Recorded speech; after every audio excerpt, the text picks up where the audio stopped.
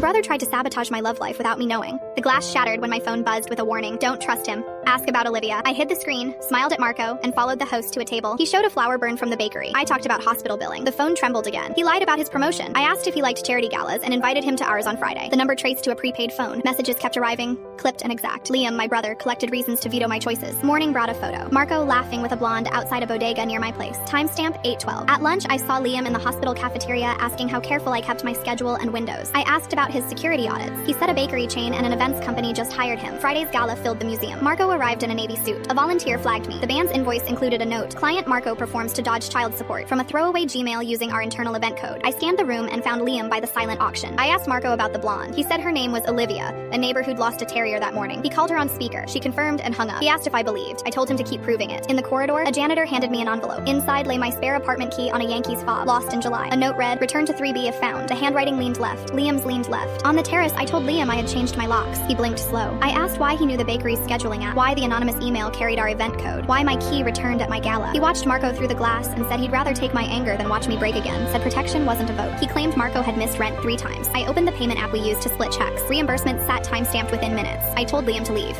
He said he would if I left with him. I walked back to the ballroom, took Marco's hand, and slipped the envelope into his pocket. We left early. At my building, a printed copy of our first date reservation lay on the doormat with "Be careful" typed at the bottom. Inside, a stuck drawer slid open. I called a locksmith. Marco asked if he should stay. I kept the chain and said yes. While a cooking show muttered, I pulled every photo of Liam and me from the fridge and packed them into a shoebox. I texted my brother one word: stop. At 1:03 a.m., the prepaid number lit again. He's outside. The camera showed no one. Marco put on his jacket and asked where Liam kept spare decals. Trunk, I said. We went downstairs. He peeled the magnet from Liam's car and pressed it onto a rideshare. We watched the lobby monitor. 10 minutes later, a figure approached the wrong car, tugged the handle, and looked up. Liam stared into the lens. I opened the door, held up the envelope, and let it drop into a puddle. He didn't reach for it. He said I would thank him later. I shut the door. The magnet slid off the rideshare and clapped onto the sidewalk like a small defeated shield. The hallway stayed quiet. Rain.